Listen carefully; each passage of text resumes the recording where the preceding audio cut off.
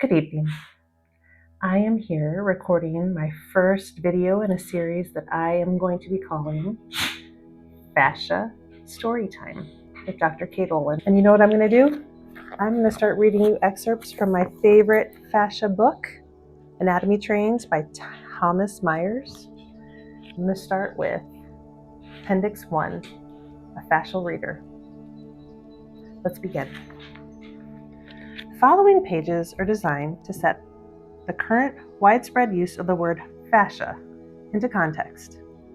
The entire story of how our body self-regulates its structure and movement extends well beyond the medical as well as the popular definition of fascia, running seamlessly through multiple levels of scale, from the genetic expression within each cell at a molecular level to the actions and interactions of the entire organism. It is a complicated story, but it can now be grasped at the level of actionable implications for rehabilitation, training, and all forms of therapy, and physical education as well.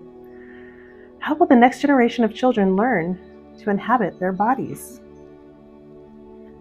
The following essays chart how fascia helps living matter self-regulate its growth and form, sustain its physiological processes, and motivate towards its goals. Each of the following sections can be tackled separately, though they are interdependent. Taken in order, it provides a basic narrative of this new story, from definitions to components to properties to applications and training and rehabilitation, and finally, into the larging, emerging conceptual shift. These forays focus on architecture and structural balance, avoiding discussions of chemistry or connective tissue pathologies. Besides anatomy, the study of fascia in context leads one into embryology, anthropology, geometry, engineering, hydro and thermodynamics, neurology, medicine, and several other fields where an advanced degree would undoubtedly be helpful. While every attempt has been made to deliver accurate information, research may well replace some of our point of view within the life of this edition, and some of its suppositions may eventually prove to be wrong. The author assumes all responsibility for any inaccuracies with apologies, and is grateful for all the contributions from others in this fast-moving fields of research and therapeutic application. To look at what everyone has looked at and see what no one else has seen. This is the essence of all the surprising discoveries detailed in this compendium.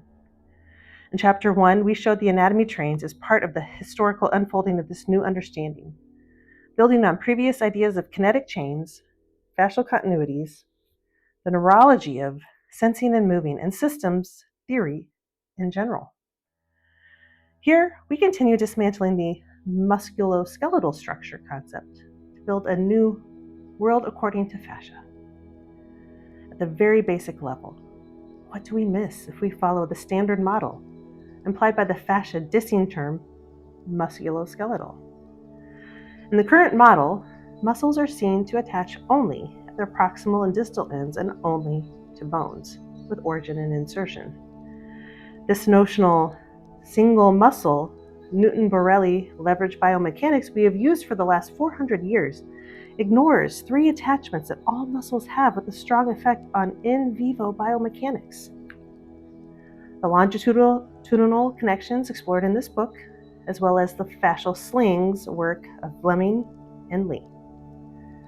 The latitudinal connections of areolar tissue or buzz, and intermuscular septa from one muscle to its neighbors, as well as to the ligaments of the joint the muscle crosses into the outer unitard layer of the fascia profundus. Fascial connections to the neurovascular bundles and their sheaths which, if shortened, adhered, or traumatized, or twisted, may restrict the movement of the area. We address these specifics as we come to them, but first comes the larger context for the fascial system. The arguments made in this chapter are summarized in less detail on the Fascial Tensegrity program, how fascia moves, and other webinars available from www.anatomytrains.com. Well, a good way to get started, right?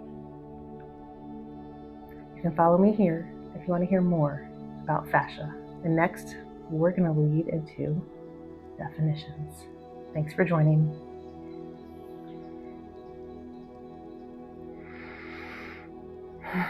Good evening. Dr. Kate Oland here,